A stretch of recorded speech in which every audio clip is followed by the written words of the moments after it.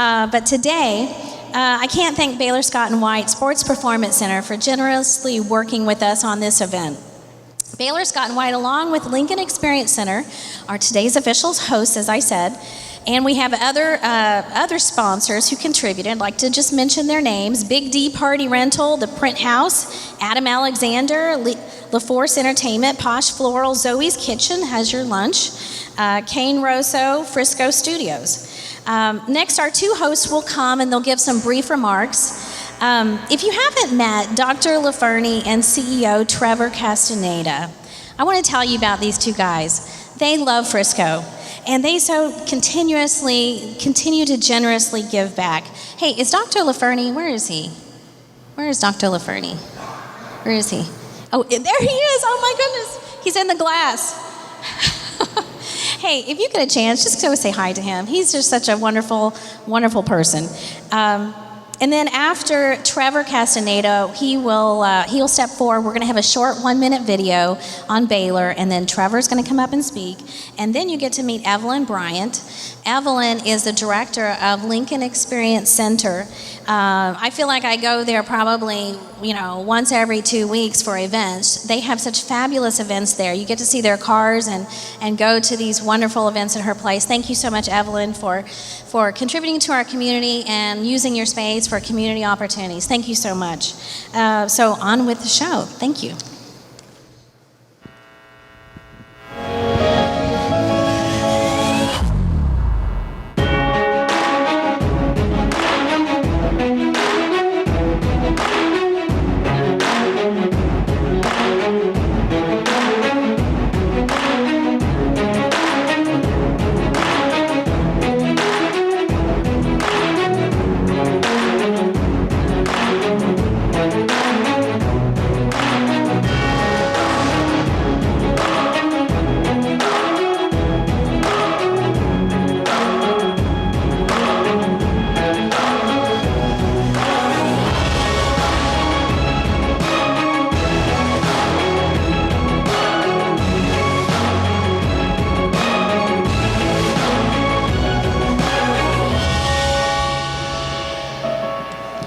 As I was preparing for this speech, the ability, thank you, to introduce you all to the STAR and more specifically the Sports Performance Center where we're sitting today, I started thinking through all the wonderful, incredible things we do here.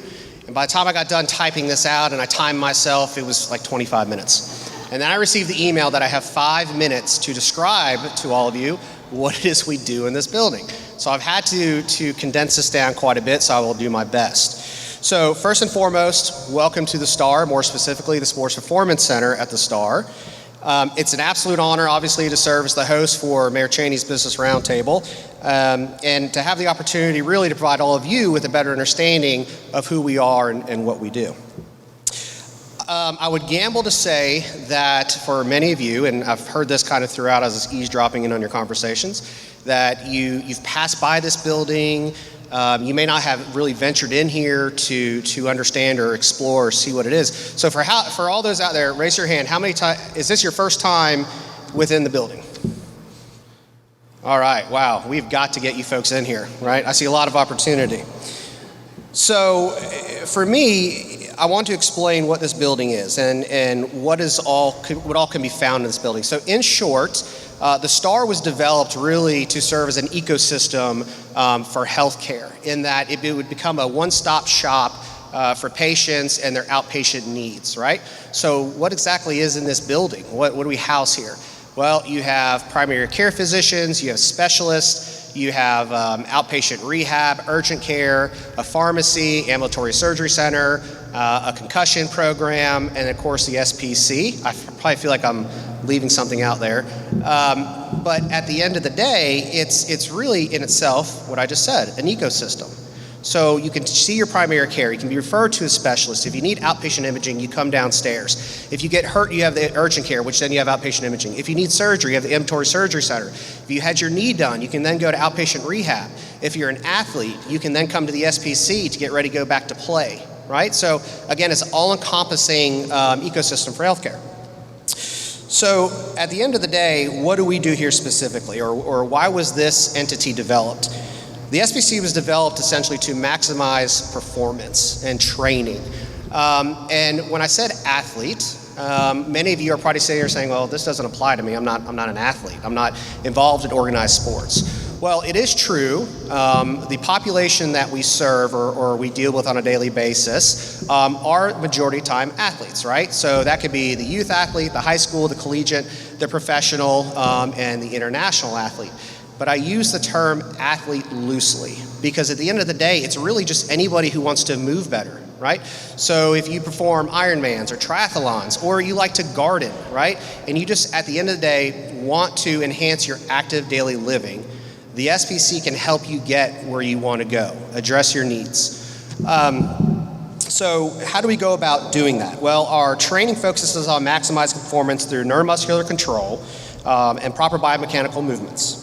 We focus on enhancing strength, flexibility, movement efficiency, work capacity, balance, and coordination.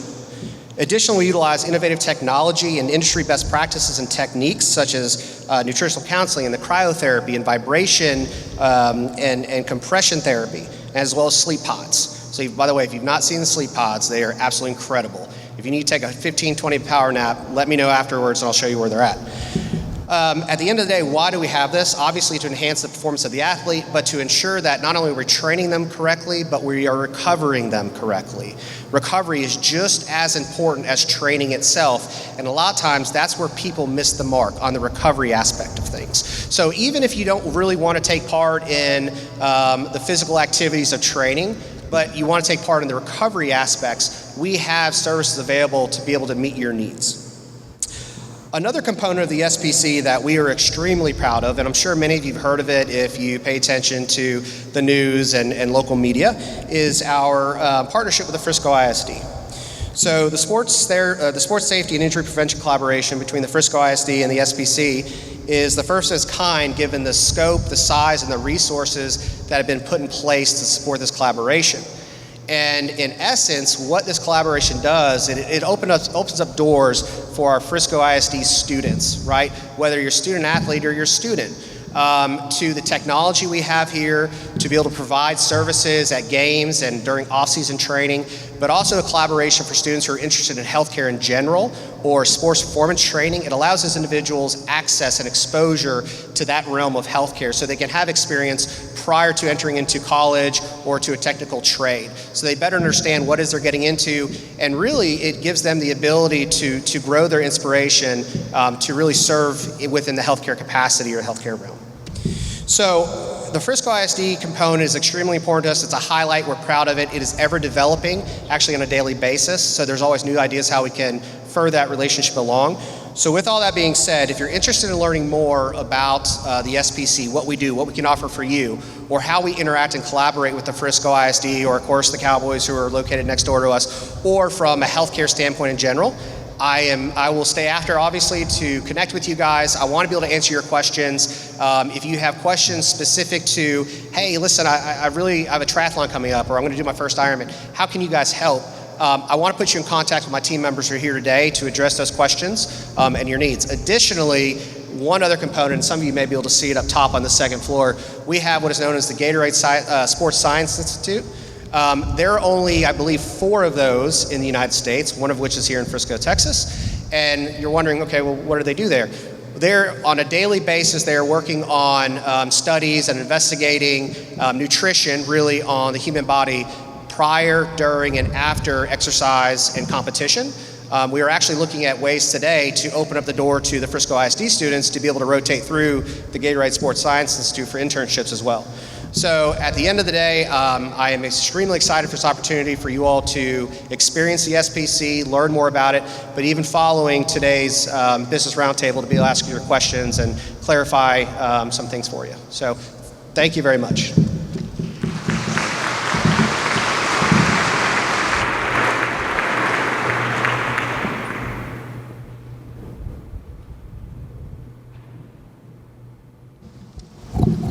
Hi, everyone. I'm very happy to have this opportunity to speak here today. My name is Evelyn Bryant, and I am the director of the Lincoln Experience Center. For those of you who are not familiar with what the LEC is, let me give you a few highlights. The Lincoln Experience Center at the Star offers a personally crafted brand of luxury, a world of casual elegance that allows guests to explore Lincoln in a whole new way. It is an innovative approach to introducing clients to the Lincoln brand and keeping them connected throughout their Lincoln journey. We offer guests a gateway to exclusive events, vehicle demonstrations, test drives, and a curated sensory experience that only Lincoln can provide. Don't worry, we cannot sell you a car. Don't have to worry about that. Our hosts are hospitality-driven, who are warm, friendly, and knowledgeable. They are on hand to assist with any questions you might have about our vehicle lineup. In your swag bags, you will find an information card on Lunch on Lincoln. This is a great opportunity to make the most of your time by taking a test drive and receiving a complimentary lunch. So you should know we partnered with Mi Casina on this. So who doesn't like some Mexican food, right? Not only do we do amazing luxury vehicles, but we also have an amazing venue to host your next meeting or function. We create a variety of complimentary, curated events that are open to the community.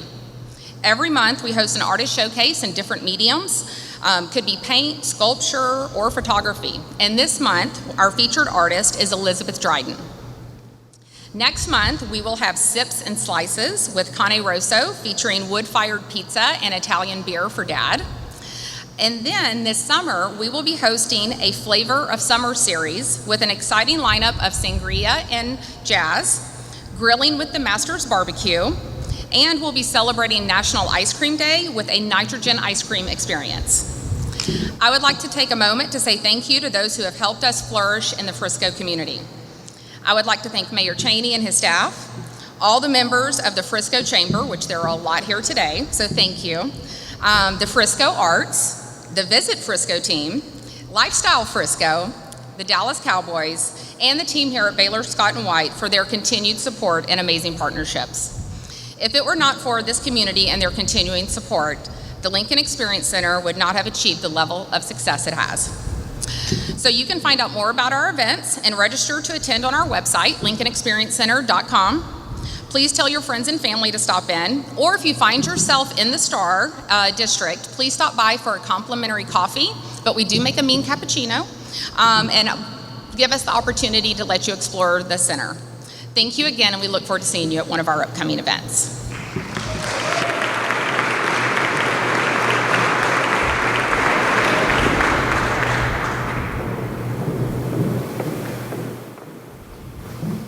Hi, my name is Tammy Miner-Shagan. I'm the Executive Director of Frisco Arts, and we are very excited to announce that the next Mayor's Business Roundtable will be hosted by Frisco Arts at Verona Villa, thanks to Jason Young. So mark your calendars for Wednesday, August 21st, to talk about the intersection of arts and business. We just wanted to leave you with a quick quote by Paul Allen, co-founder of Microsoft. In my philanthropy and business endeavors, I have seen the critical role that the arts play in stimulating creativity and in developing vital communities. The arts have a crucial impact on our economy and are an important catalyst for learning, discovering, and achievement in our country. We hope to see you there.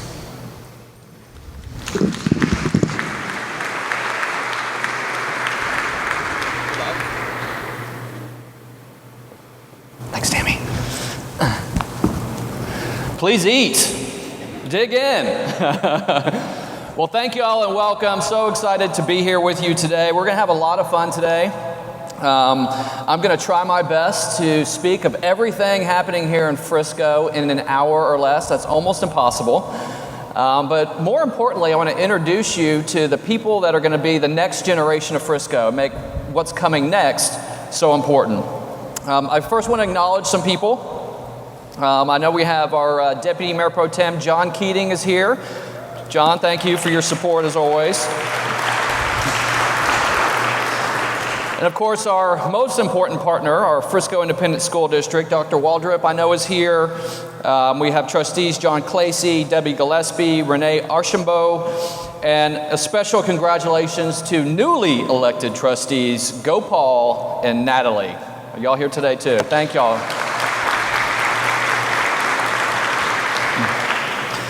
Again, a big thank you to Baylor Scott White Performance Center and the Lincoln Experience Center and all the sponsors that made this happen. So many of the merchants of the Star came together to support today's event. In honor today, I actually visited Adam Alexander.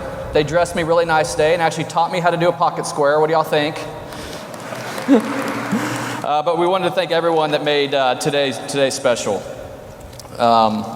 So really last year, if you attended our Mayor's Business Roundtable, we challenged ourselves really as a community to aspire to become what we consider the greatest city in America.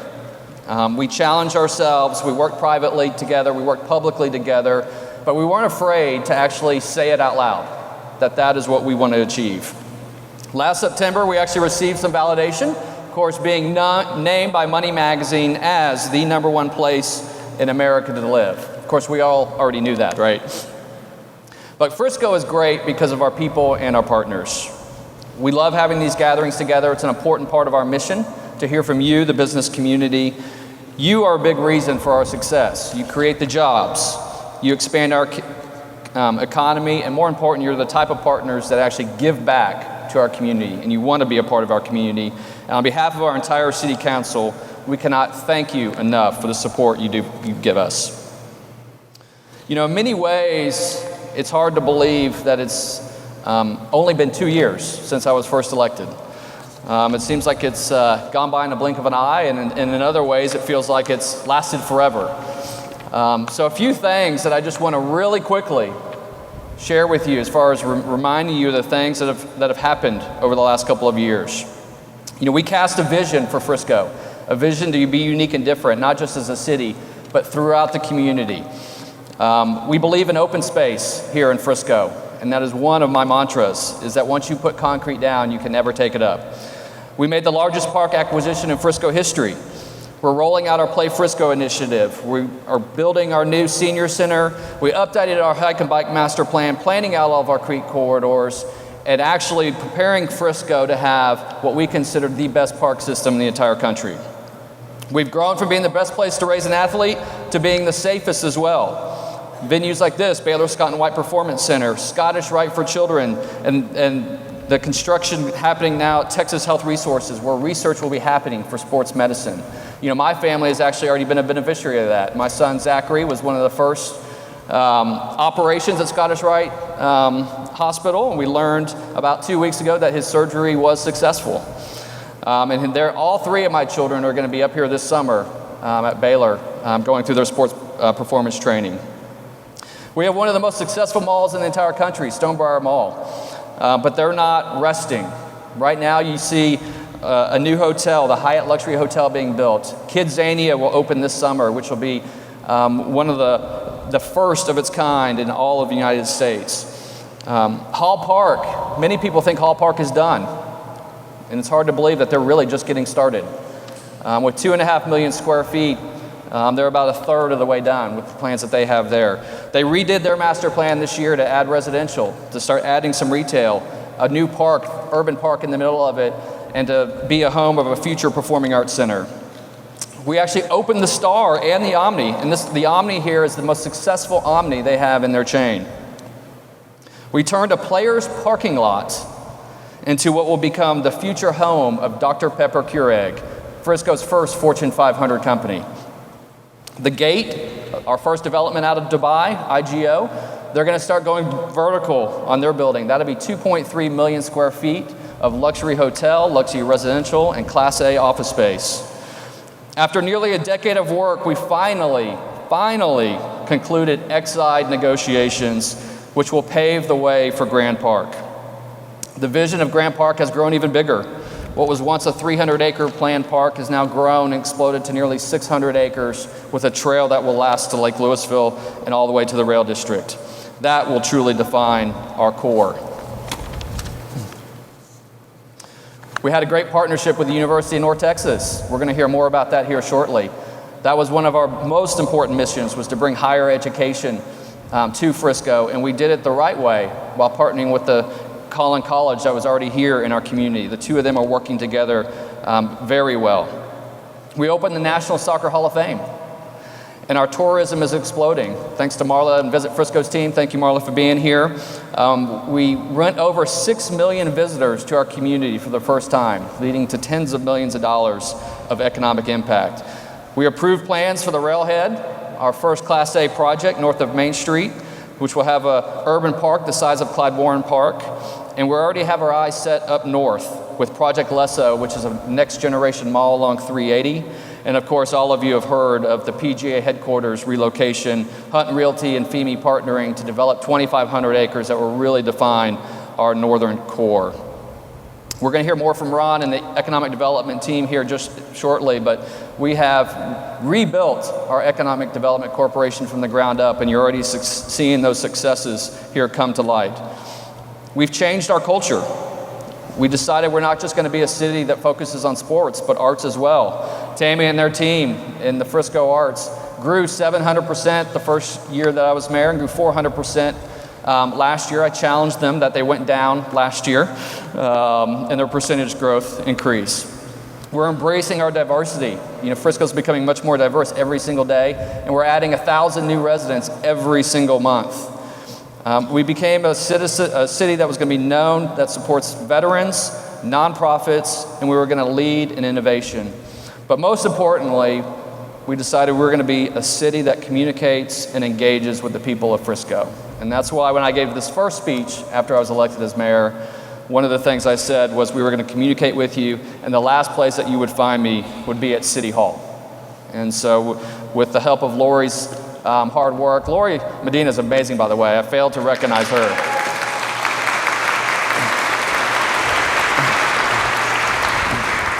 She is absolutely amazing, and I couldn't do it without her. And one other person I really would like to quickly recognize that y'all can help me with is my do-it-all office manager. I actually do have a day job, and I couldn't do it with the Cheney Group and the support of them. But Dolly Chatterjee, it's her birthday today. So Dolly, stand up. I'm going to embarrass you.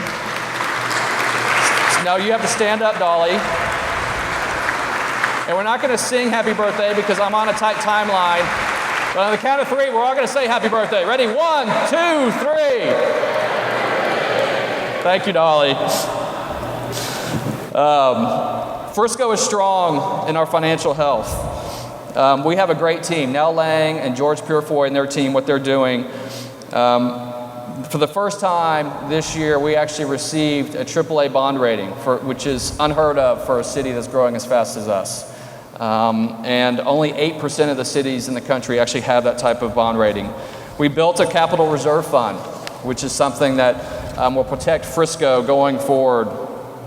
And it allows us to fund all the things that are important. You know, this morning I went to the presentation at the police department where they were honoring all the first responders who had lost their lives across the country this year.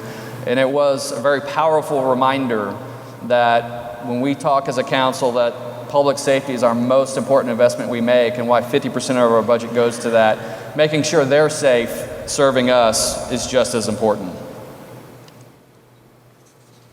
This year we actually, or 2 years ago, we actually provided Frisco with the biggest tax relief in Frisco's history with this homestead exemption. We started with 7.5%, and the next year we raised it to 10%. We have a goal to get to 20%. You know, quite frankly, the future of Frisco has never been brighter. And I'm proud to be your mayor, but there's a lot of more work to be done. So what's next? That's what we're going to hear about today. You know, I'm thankful that all of our bonds passed the election here this last, a couple weeks ago. Thanks to the Frisco voters, we're going to have $62 million for our library expansion and relocation. That is something yes, thank you. As many of you know, we've outgrown our current library, but needed to plan a library which is needed for a fully built-out city. We've challenged Shelley Hawley, and I can tell you she is up for the challenge, our Director of Library Services, to not just build a place for books. So the library will be a sense of pride. It will be an anchor of the future Grand Park and Museum District, but it will be a place that the community gathers. And I challenged her, actually, and I admitted this publicly, said, Shelley, I'll never go to the library and check out a book. If I'm going to read a book, I'm going to download it, or I'm going to read the news, and those kinds of things. And I challenged her, I said, the library should be a place that every resident in Frisco goes to. That I want to go there and work. I want to go there and meet people. It's a place where collisions happen and gatherings take place. And so they are hard at work at planning that next generation library.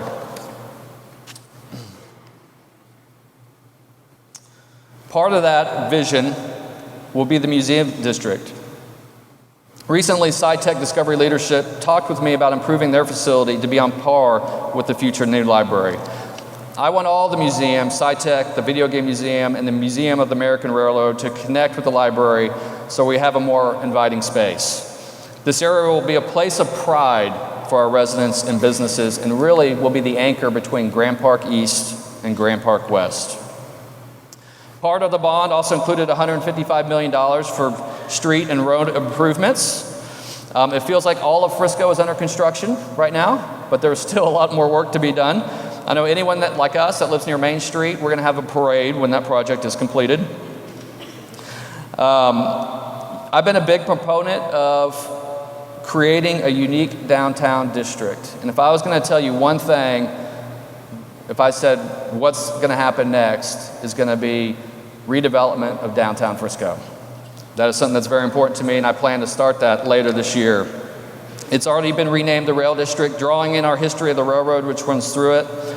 We've seen an organic, market-driven resurgence in the district by the small business owners, developers, and investors. Are there any here today that are downtown businesses? I know we have a few here today. Thank you all for being here. Donnie Churchman of NAC Development, he's working on several projects downtown. He recently told me 70% of the patios is already leased and anticipates some of the stores opening in December. The tower will have occupants in November, and this downtown theater is close to getting started. Now is the time finally for government to come alongside the private sector and assist in some structural changes. With the approval of this bond package, we'll be redesigning Main Street to expand the sidewalks to increase walkability. We'll eliminate the median to provide for more parking. Also, the plan is to permanently close 4th Street at Main to create a large gathering space for events, music, and entertainment. Anyone that had a chance to go to Frisco streets this weekend knows how much that is needed.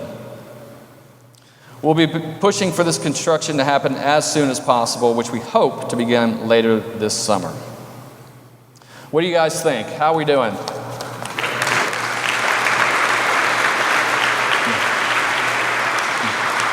So the Frisco Chamber of Commerce does an incredible job with their quarterly luncheons. I hope all of y'all are joining in on those. We try to complement what they're doing with these meetings, and so they've done a great job taking deep dives on some of our big projects. The most recent one being the PGA headquarters and what's happening there. But today what I'd like to do is complement those and talk about kind of really 5 things as far as that we're focusing on the next year and introduce you to some new projects. One being, first, I want to talk about the support the veterans have in this community and what is happening with the veterans. We're going to talk about our redevelopment of the Economic Development Corporation. We're going to talk about what's next at Frisco Station, the partnership with the University of North Texas, and conclude with introducing you to our latest initiative, Inspire Frisco. You know, after I was elected mayor, I made it known that Frisco should value veterans. We want Frisco to be known for more than our amenities and attractions, but also our values. Over the last couple of years, my ad hoc committee, the Frisco Veteran Advisory Committee, stepped up and met that challenge. But even more impressive, the business community stepped up as well. Will everyone that is a veteran please stand and be recognized?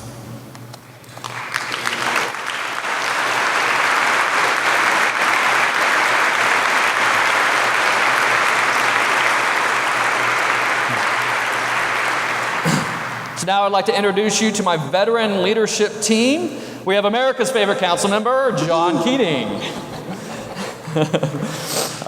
Thank you. And of course, we have James Trombley and Shenna Lawless, who are the chair and vice chair of the Veterans Committee. Can each of you share just the branch you served in and the years? Yes, I'll date myself here a bit. Served U.S. Army 13 years, 1982 to 1995, and I'm a veteran of Desert Shield and Desert Storm. I'm Shenna Lawless. I am a U.S. Army veteran, served 2003 to 2008, active duty. I'm a veteran of Operation Iraqi Freedom. I'm James Trombley. I served in 2002 2006 in the United States Marine Corps. Nothing else needs to be said.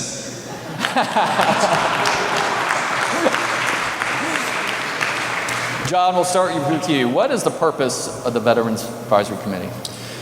Thank you, Jeff, and thank you for recognizing, taking a moment, give veterans a nod here. I have to point out that Trombley and I are wearing the same socks.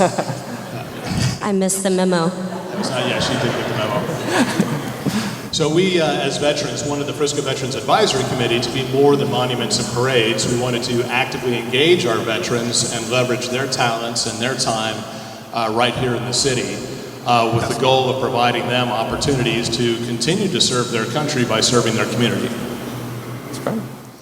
So Shenna, the socials have actually become an important part of this, and that's where we first met you, was at the first veteran social that we had. It was just a way to connect people. We didn't know if 5 people or 20 people would show up, and I think the first one, 50 or more showed up, and they've just grown from there. So tell us about those. Yeah, absolutely. So we did our first networking veteran social this past April at the Frisco Fair inaugural day, sponsored by Frisco Fresh Market. They actually provided a free meal and ride ticket to all veterans and their families that came. And so that was a huge success. And then our next one is coming up in August, where we honor all of our Purple Heart recipients. We had Purple Heart recipients come and Vietnam veterans come last August and let everybody know that was the first time they were actually welcomed home. So it was really moving for us to be able to do that and see those Vietnam veterans kind of tear up a little bit and thank them for their service as well. And then finally in December we will partner with the Marine Corps League and where we donate toys for the Toys for Tots program. And that will be a huge success as last year as well. So thanks, Mayor, for always hosting these awesome events. Yeah, and so these have become not just for veterans, but for patriots as well. So a lot of people who support veterans that may not have been veterans themselves, but they're not just for Frisco residents either. We've had people come from all over North Texas. I've had people come up to me saying, I'm moving to Frisco because of what's happening here, and we feel so welcome and supported. So thank you for that, and thanks to all the businesses that are supporting those as well. Another important thing was just the recognition, of all the great stories that we have here in Frisco. We love to tell the Frisco story and the story of people, and a big way is through our Distinguished Veteran Award. James, why don't you share with the crowd what that's about? Yeah, absolutely. It's probably one of my most favorite things that we do. So we take nominations from the community to select a distinguished veteran that lives here in Frisco. What we're doing is we want to honor and celebrate the men and women not only served our country, but continue to serve our community. And it's that continued service and it's within our community that makes Frisco so great. 2019, this is going to be a 3rd consecutive year we do this. We'll announce a winner on Veterans Day. And what we're looking for is just on our Facebook, we'll put it on the mayor's website as well, a link for you guys to go ahead and nominate that next hero so we can be recognized. A couple other things I want to touch base on is some of our sponsors. Without their generosity, we wouldn't be able to do a lot of things that we do, just like Shenna talked about with our events. Some of these events are truly moving. Baylor Scott White, they've been a tremendous help. Trevor, where you at, Trevor? Thank you. I want to look in the eye and say that. I know we got Baylor Scott and Centennial. They just got a new president. They're right there. Where's Ryan at? Ryan, is he here? Ryan, congratulations, and thank you for your hospital. You guys do a lot for us, too. We've had plenty of other organizations, Home Depot. Neil, I know I saw Neil earlier. Where's Neil? Neil Farron.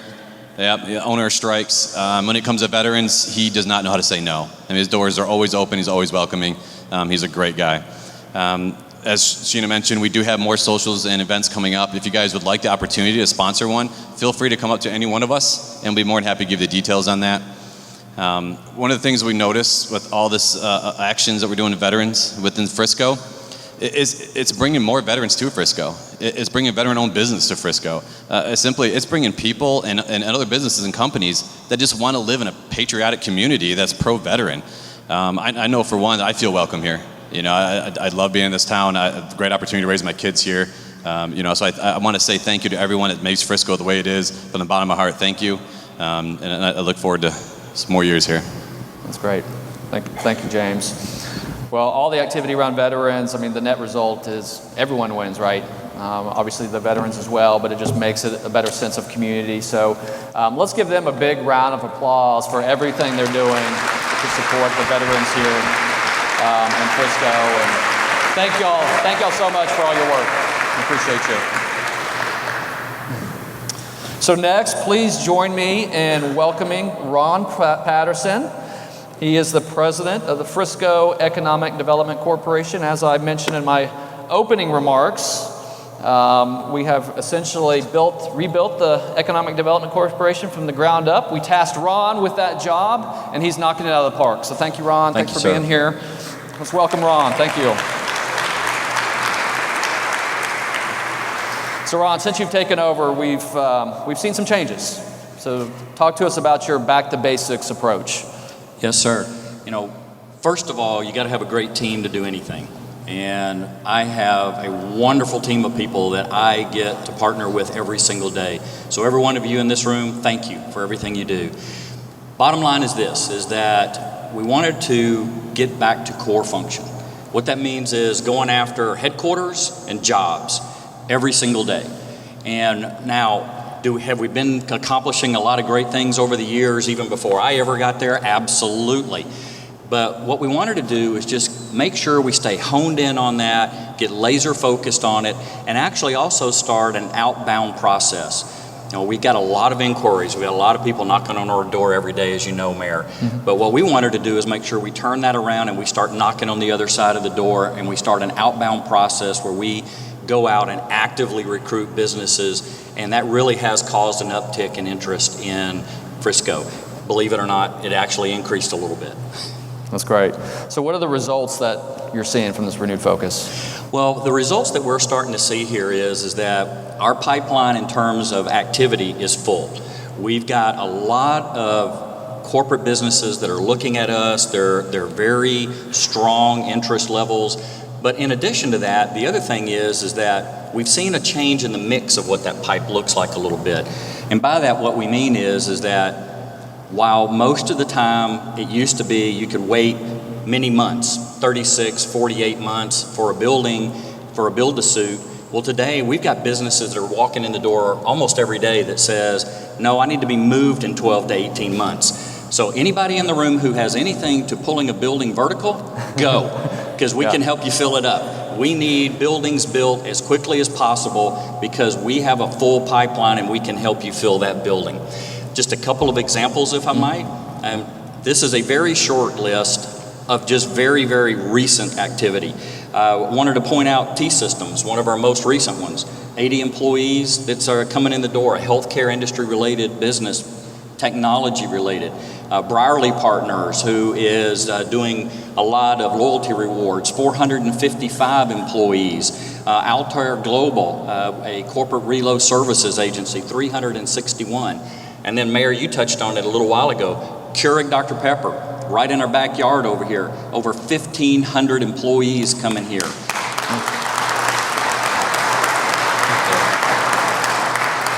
And I know there's other businesses sitting right here in this room that have come in that window of time as well. Thank you for being here. We are so excited to have you here, and we want to just tell you that we thank you for trusting us and bringing your business here. Well, and Ron, a lot of the leads that we get from potential new business relocating here actually come from word of mouth. Yes, sir. So you have a captive audience here. How can they sell the Frisco story? Or if they hear someone looking for potential relocation, how do we get them here? Absolutely. First thing I would tell you is tell them to pick up the phone and call us. Listen, we get a lot of people who they hear about something and they say, well, maybe you ought to call. If you don't mind, get their name and number, call us, email us, send us the information, because I can promise you we will follow up. We will make a connection. I mean, we've got a group in here today. You'll talk about later with Capital Factory. You know, hey, we're looking forward to hosting an event here with them. I mean, the idea here, though, is that came from a contact, that somebody was able to forward. Thank you. So what I would say to you is make sure you get them to us. A lot of times we hear about, well, I heard and somebody talked to and then somebody talked to, but they never pick up the phone and let us know. We can't engage unless we know. So please do that and help us. You are our biggest advocate. And you've added a new person to the team. I know it's a long-awaited position to help you out with those outbound calls, but tell us about your new addition. Yes, sir. We have a gentleman coming on board. His name is Jason Ford. and he will actually start with us on May 28th as our vice president.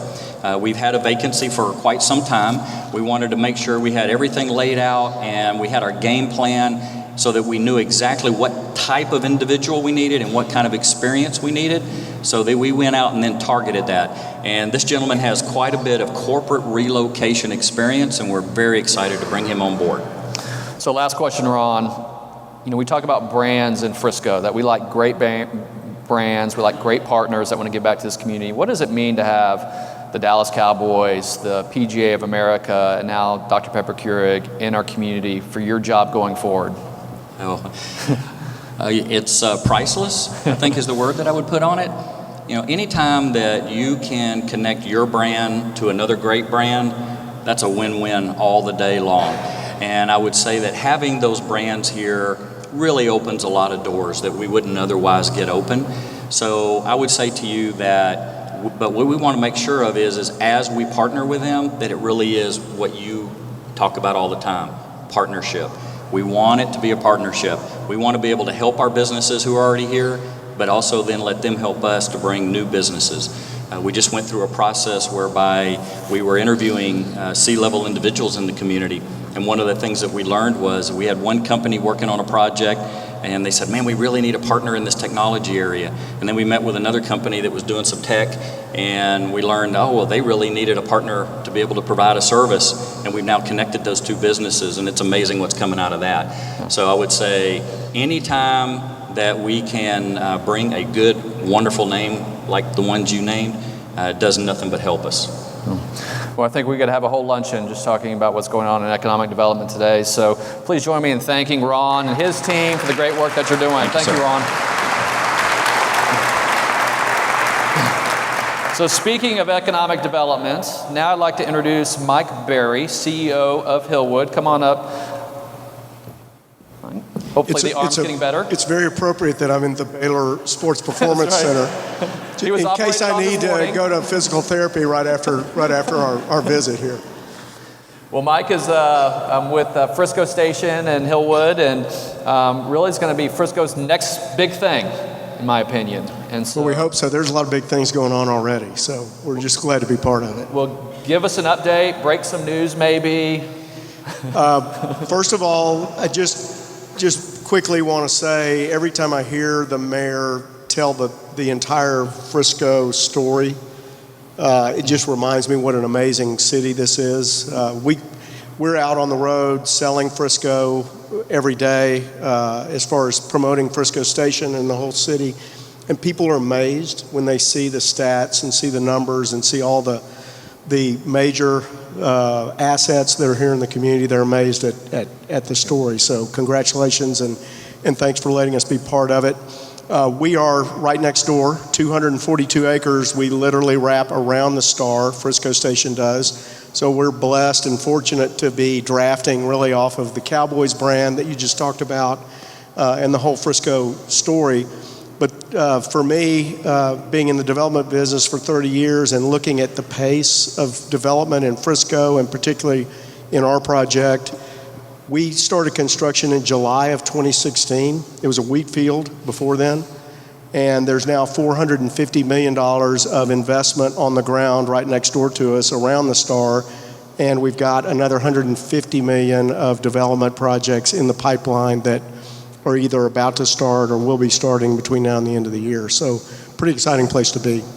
Yeah, it doesn't seem like it was that long ago where this piece of property was known for the sign that said, call Trey for hay. Call Trey for hay. So our partner,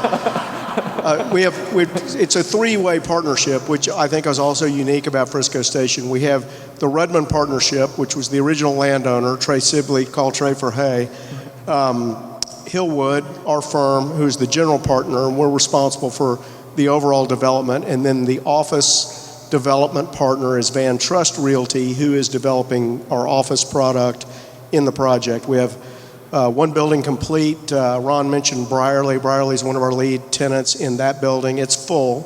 It's 95% leased. We started several months ago building 200,000 square feet. We are close to, I wish I could publicly say today, but we're, Go ahead.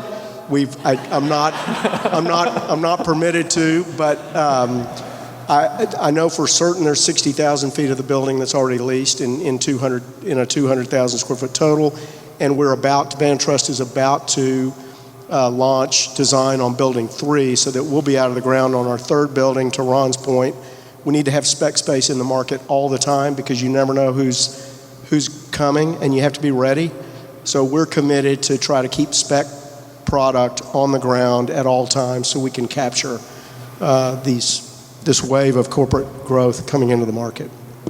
So Frisco Station is making a lot of headlines for just the commitment to innovation and technology and communication and mobility. Why is that so important to you?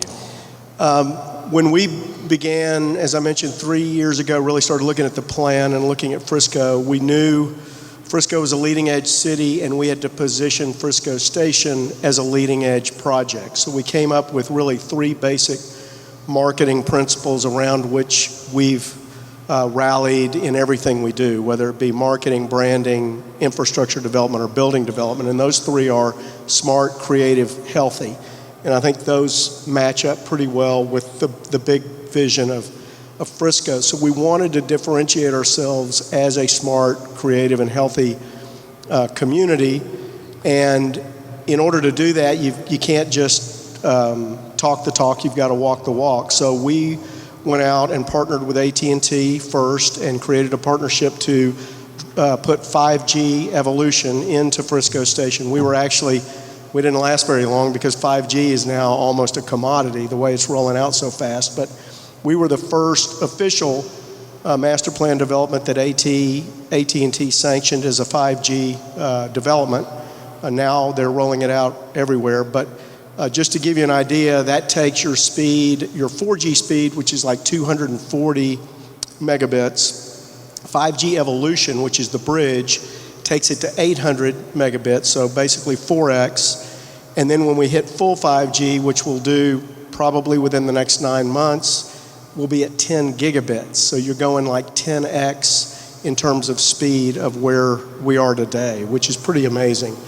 So that was key to our innovation. We then partnered with the city, with the Denton County Transportation Authority, with the Cowboys and the Star, and with Craig Hall and Hall Park and Frisco Station, and formed a mobility authority, transportation authority, and stood up a pilot program with Drive AI. And I don't know if any of y'all saw, but we were doing autonomous, on-demand, driverless vehicle loops connecting the 3 projects together.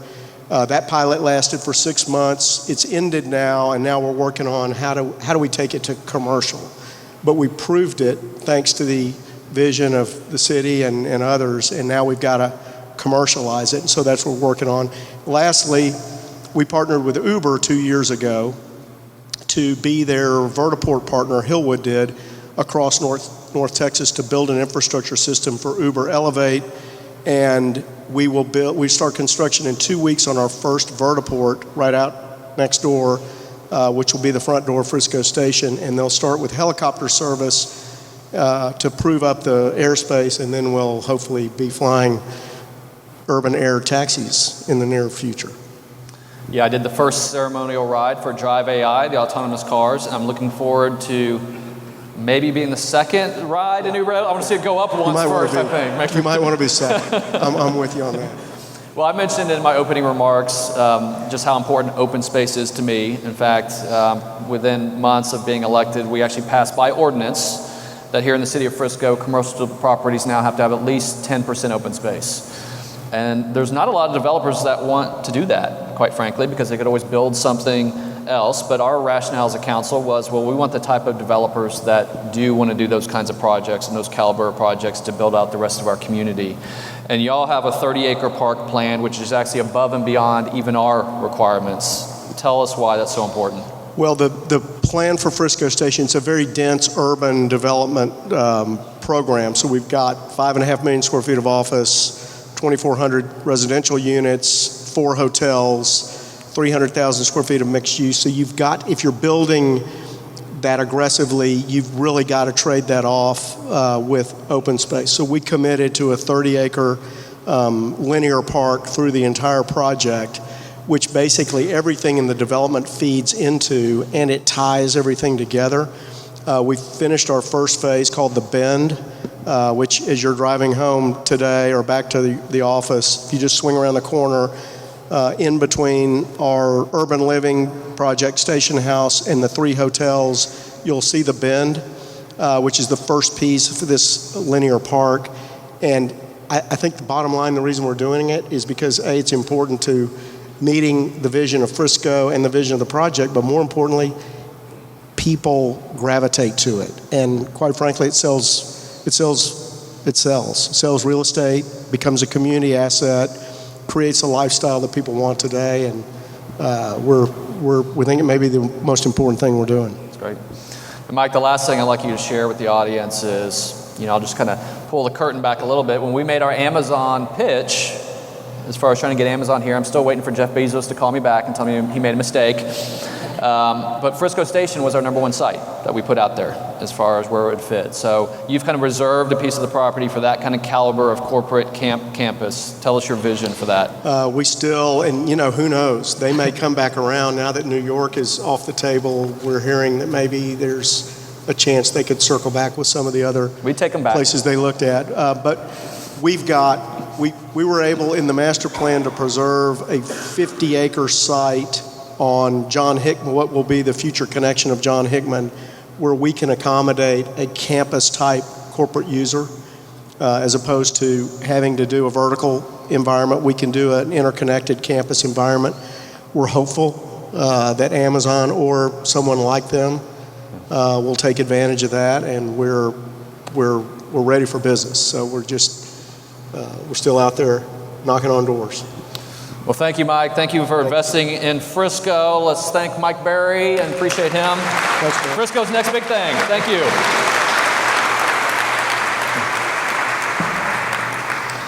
Well, obviously, attracting a four-year university was one of our big initiatives last year, and of course, we hit it out of the park with University of North Texas. I now joke that we're Frisco red, but it now has a tint of green. So let me introduce you to President Neil Smostresk. So thank you, Neil, for joining us here today. Let's give him a warm Frisco welcome.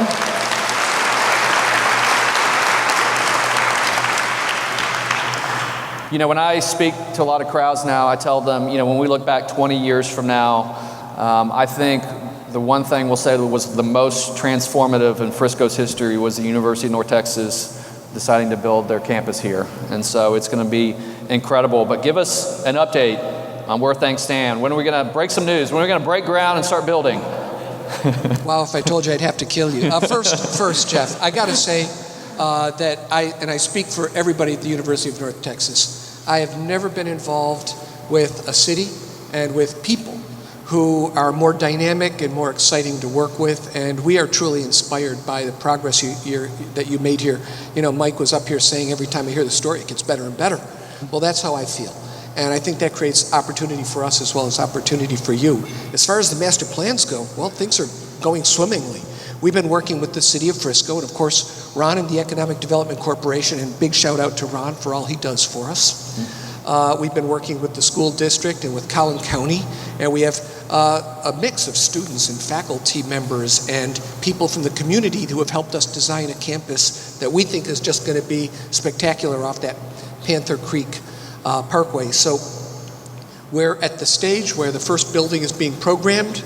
We have the plans going. Of course, talking about parks, there's a nature center that we hope to collaborate on because we have very strong environmental and biological sciences, so we think we can be a real asset to the community there. And I will tell you that if you want to get a real solid idea before the next meeting, tune into our Board of Regents meeting when we announce our build schedule, which may contain a few surprises on the good side for everybody. I've heard there's good news coming. I know Community Impact's here, so I think they'll be tuning in to break that news. What date is that board meeting? Next Thursday. Okay. Well, we look forward to hearing about that. I know one of the misconceptions you want to overcome is that you already have a presence here. You're already in Frisco offering programs. What programs are here today, and where do you see the curriculum moving forward? Well, I'm happy to say that we have over 1,400 students currently in Collin County and Frisco and at our Hall Office Park location. The programs are going swimmingly. In fact, we are let's see, by next fall, we should have 18 undergraduate majors, which is pretty good for about a 2.5, 3-year-old startup. We'll have 12 graduate programs going, and a lot of these are in IT and tech areas that we think really speak to the need of the city around kind of the new literacy that we're asking for. The most exciting thing for me, however, is we've started our first freshman cohort. It won't be big, but it's going to be amazing. We're using a project-based curriculum, and this curriculum will blow anybody in the audience away. Basically, we're putting our students to work right away. Every single moment from the time they get there, they'll be meeting with executives from around the community. They'll be working on major projects together. They'll be talking as their main theme for the year about mobility, Mike. So I think you guys might want to come over and give us a couple lectures. Yeah, they'll love it. And so what you're doing is we're going to take these kids, we're going to embed very practical experiences, high-tech experiences, great communication skills, great digital literacy skills, and along with that, this project-based curriculum, we're going to be giving them internships every single summer. And so not only will they get out fully employable, probably hired before they get out in this kind of design project thinking stuff, but we think that they're going to graduate in 3 years. So it's a degree in 3, which will shorten their time, shorten their student debt, and hey, when you fall out into a job because you've been so awesome, I think that's going to build great futures for this city. So things are going great, and I expect them to continue to thrive. That's great. Well, one of the only reasons I didn't have Neil up here first is because I don't think we would have ever gotten off the stage. You know, when I first met Neil, we had planned, I think, for like a quick hour lunch at his office. We became fast friends, and I think ended up staying together 3 hours that first day and continued to meet. And, you know, essentially we had the conversation of, well, let's do this. And it was 90 days later, we had acquired land and started to plan out the building. And literally we went up to George Purefoy's office. He's a tough negotiator. And we were sitting around in the conference room negotiating out the deal. He threw a tough counter back at us. We walked out of the room. He walked out of the room. We came back, shook hands, and the deal was done. And that's the kind of business that it was, and how easy this deal seemed to come together. But it was a perfect marriage. And when we spoke that day, you talked about literally wanting to be involved in everything we're doing as a city. And you have lived up to that. Yeah, I'd say it was love at first sight.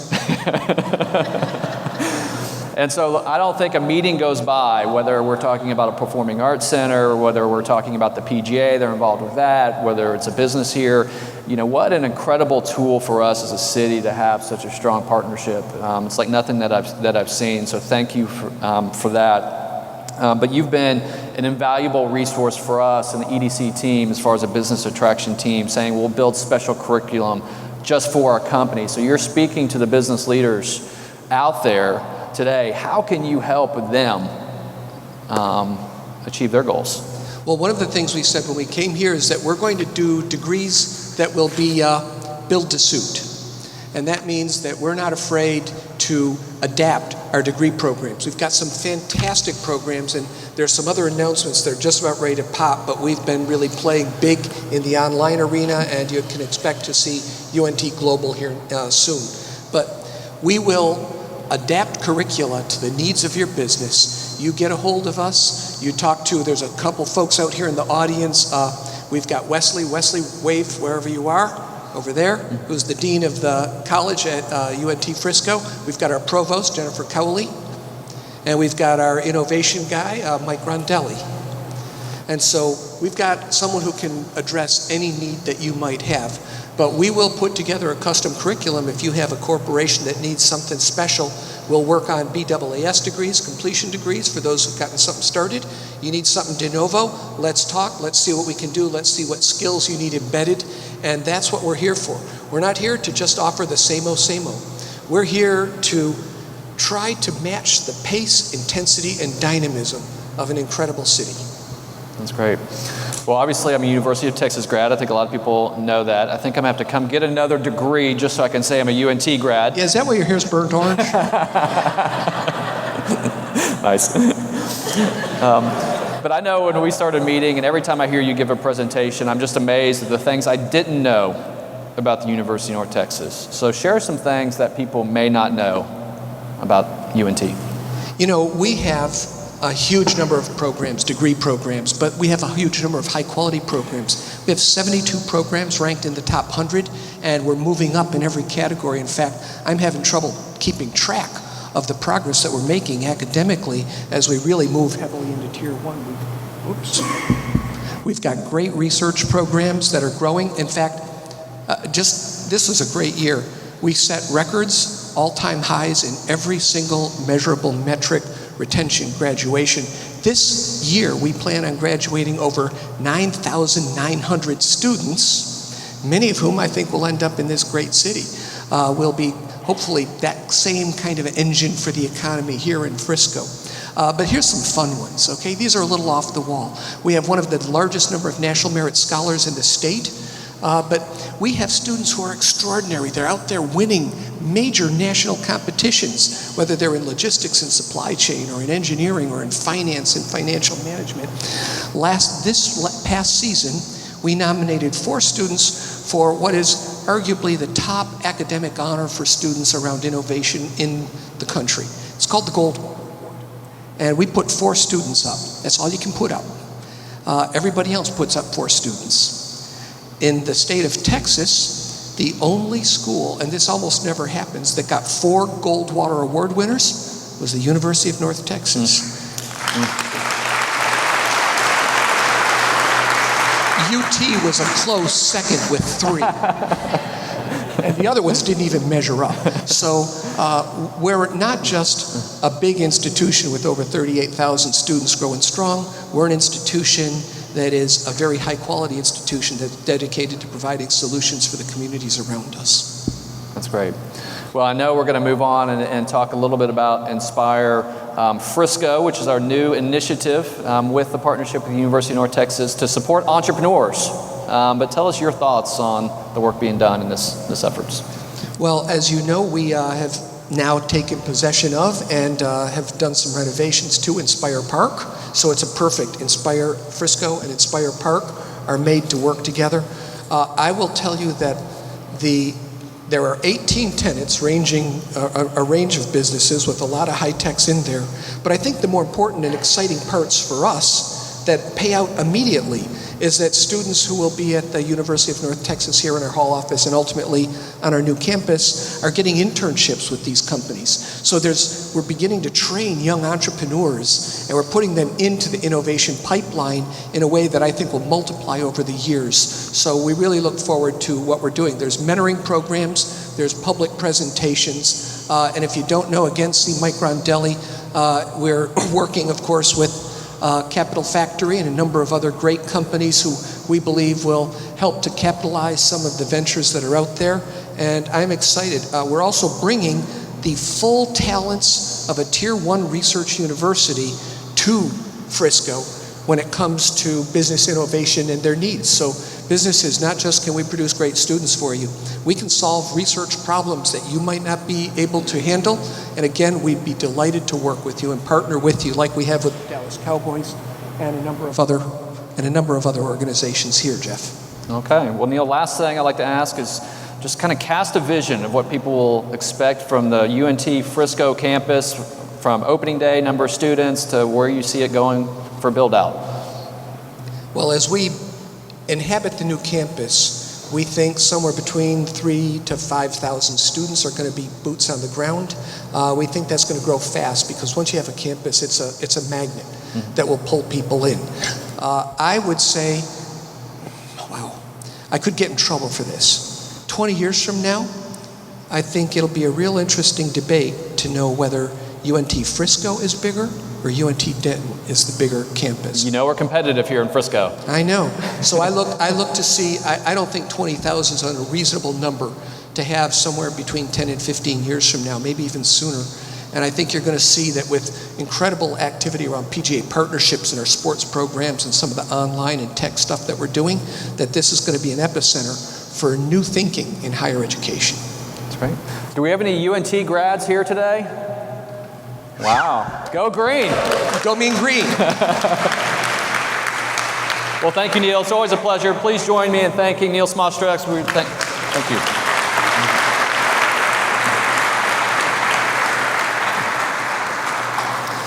You know, the last thing that we really wanted to cover today is what was mentioned, which is Inspire Frisco. We're excited to share the vision of this for you. You know, as we started looking at these entrepreneurial efforts, one of the things that we learned is that capital leaves Texas and it goes to the coast. And we're trying to change that here in Frisco. We think we can be the Silicon Valley of Texas right here in Frisco, Texas. It happens a lot with the talent too. And so we're trying to keep those investment dollars and the talent pool here in Frisco. You know, so I'm pleased to share this with you. What Inspire Frisco is bringing together technology, entrepreneurs, mentors, service providers, and investors, combining with the University of North Texas and all the resources that they have to help run this and steer this ship. It's a centralized location for organizations to connect. We had a meeting with all the different groups in Frisco that were trying to support entrepreneurs, from the chamber to the library to you name it. And there was roughly 20 organizations, but they necessarily weren't collaborating and certainly weren't centralized. And this is a way to do that. It's a way to give back and to mentor startups, investors who want to invest locally. So more capital is actually coming here. We actually had a fund actually here in the last couple of months decide to move his office from San Francisco to Frisco, the right Frisco. But it's important to attract the large Fortune 500 companies. They want to be around these innovation centers and the stakeholders. So that's why I'd like to introduce you to two industry leaders who have stepped forward to help lead this. Of course, many of you will recognize the name. We have Leslie Keating. Thank you, Leslie. And of course, I want to introduce you to Dave Kops. You're going to hear a little bit about his story. So thank you for donating your time and talent to Frisco. But maybe if both of you would just kind of introduce yourselves and share your background. Sure. I'm Dave Kops, local technology entrepreneur. I'm here to really talk to you about Inspire Frisco. I mean, I think entrepreneurship is a real passion for me. It's kind of who I am. You know, sometimes it's a curse, sometimes it's a blessing. But you know, I've built 2 AI companies and sold them, and I'm doing a 3rd company now. And when I'm not doing that, I'm really trying to connect people in North Texas together. I think we have the opportunity to create the real new center for innovation in the United States here in North Texas. And so I've seen what happens, you know, when you connect entrepreneurs with mentors, you know, that can help them grow and understand and launch their businesses. And I've seen what happens when you connect those entrepreneurs to capital, you know, and they grow their business and create jobs. And when you start to bring in bigger businesses that they're inspired by the entrepreneurship. So I think it's when those things happen, it's really magical, you know. And so I was heard that something was going on with the mayor, and I came up and said, I want to learn more about this. I heard about Inspire Frisco. And I was blown away by what I saw when I got here. I mean, it already created this incredible partnership with University of North Texas and Mike Rondelli, and they'd already had a place. They had Inspire Frisco just north of here. If you haven't been there, you should stop by. They had the first entrepreneurs. They had the first big businesses. They had the first access to capital. And I was kind of blown away by what I saw. And I think you know, it's a perfect name, right? Because this is important to all of us. You know, I think when you think about the real driver, that what innovation causes inside of a community, it causes growth, it causes culture, it causes innovation. I think the most important thing, it creates jobs, right? So you have these young startups that you launch a business, you fund it, it creates jobs, and then we start to grow those businesses and introduce them to bigger companies, and more and more jobs are created. So I think it's a really important effort. Really, all of you should get involved or learn more about it. That's great. Great. Well, I spent my career leading supply chains and operations in big Fortune 500 companies, so I'm not as cool as this guy sitting next to me, but what I really want to do is, and I'm really excited and inspired to give my time to really help to create a foundation that will really allow this to be successful, and to lay out a plan to allow this to be successful, and to use my experience over my career to be able to support the team here. To have an entrepreneurial engine here in Frisco is just so exciting. And, when you think about innovation and talent, that's what I'm excited about. I knew in a big company, what was always important to me was an innovation pipeline and a talent pipeline. And that's really what this can do for this community. And I have to tell you, to Dave's point, as I got involved, met Mike, met the team, the possibilities are really phenomenal to take Frisco and Texas to a very different place. And so I'm all in on gifting my time to see how we can really make this work, and super excited to have met Dave and for us to be working together to support the team. So thank you, Jeff.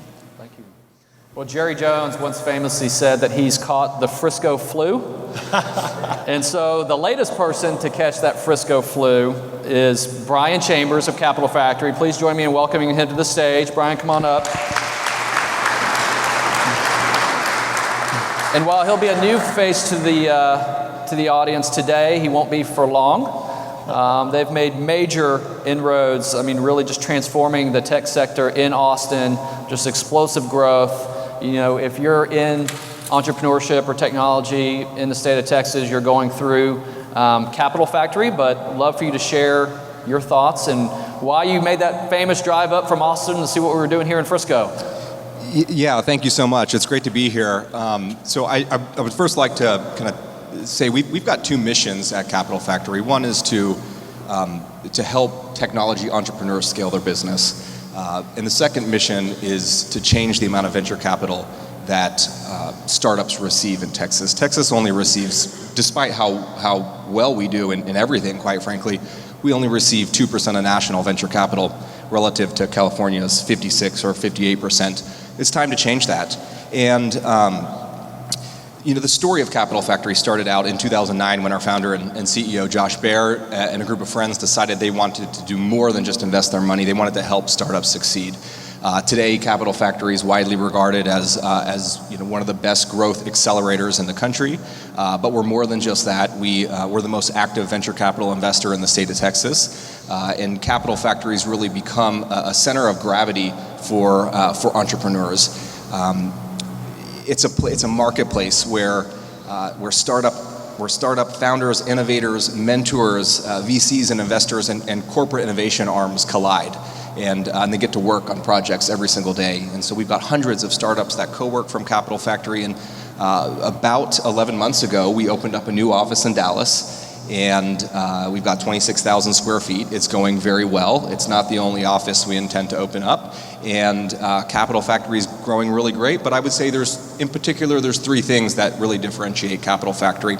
One, we've got an exclusive focus on Texas. We think Texas is geographically unique, and we intend to exploit that opportunity. We think Texas represents the best technology investment opportunity for the next 1 to 2 decades. We've got a unique partnership with the defense industry. Some of you may have heard, but the Army Futures Command relocated to Austin, or actually was established. It was established in Austin, and it was done in partnership with Capital Factory, and they bring about a $35 billion annual budget for innovation spending, and they co-office inside Capital Factory. And the last focus, something that's very unique about Capital Factory, and was a little bit of maybe some luck, but in 2016, President Obama requested to come take a tour of Capital Factory in Austin, and that sparked something very unique. We have a VIP team dedicated to these VIP experiences, and we did over 1,000 of them last year, and included notable guests like Tim Cook and CEO of Microsoft Satya Nadella and so forth. And so they're coming every single day, and it creates a lot of opportunities. That's great. Well, Frisco, we want to be known as the leader in the innovation economy. I'll ask kind of all of you as far as what do you see the opportunity here for Frisco? It's huge. I have to agree. I mean, the culture you have here is not only inviting, but it kind of reeks of innovation. You feel when you come here that you can do anything. And that's not common when you walk into a city. You walk into big cities and that's not what you feel. It's almost, they suck the energy out of you. It's completely different here. And I think the efforts you're making and the structures you're putting in place are setting a foundation for fantastic growth. And I agree that the possibilities are endless. So this is the right place and it's the right time to make these things happen. Yeah, I would just say that I've just been so impressed from the first meeting I had with Mike, and 2 months later, how much happens. And so, I don't take it lightly. This is a big aspiration. There's going to need to be a big plan in place. But what I've been most excited about is the progress. And so, and that I guess is just going to fuel over and over and over again, I hope. Yeah, likewise. We've been incredibly pleased in our working relationship with Frisco already, helping us with the mission.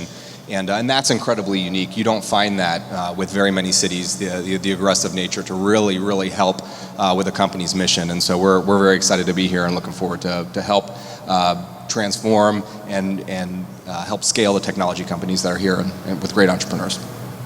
So we're joined by some of the most distinguished business leaders in the Frisco community. Why should they care? Why should they care about this effort? What will it mean to them and their companies?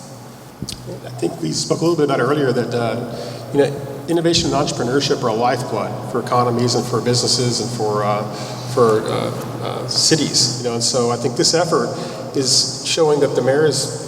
We're starting where it counts, at the very bottom, creating entrepreneurship as a cultural component of the society, of the city, where we can now start to foster innovation through entrepreneurs, through mentors, through large businesses, and bring all those people together, all those organizations together to create an incredible environment for business. I think this is an incredible place to be. Yeah, well, candidly, because your innovation strategy probably is startups.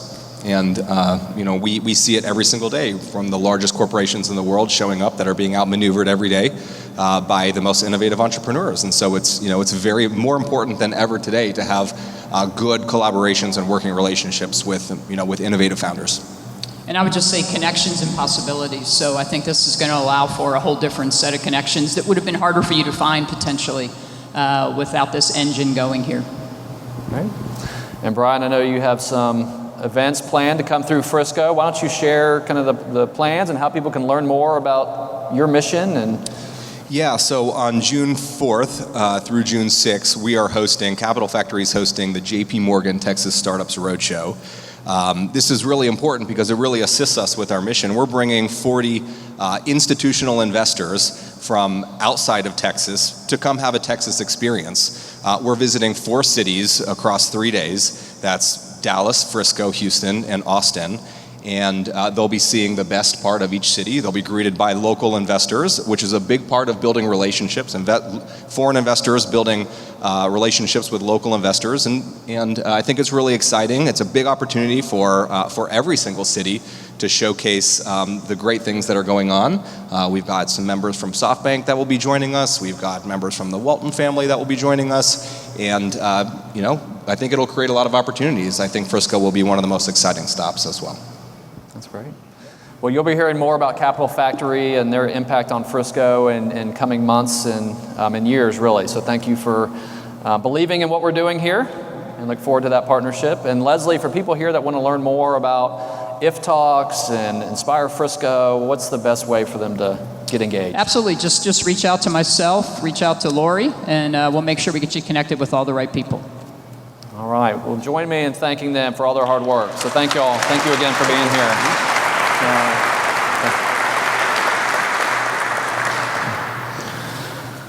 Well, I'm just impressed that I actually stayed on time with all my markers. So thank you, Lori, for actually writing it down for me.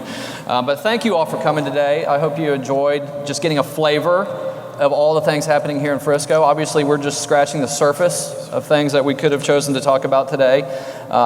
Please continue to support, as a business community, support your chamber and what they're doing and their mission and their quarterly luncheons. They're a great partner of the city and the economic development team. And so these are just some ways that we continue to communicate with you.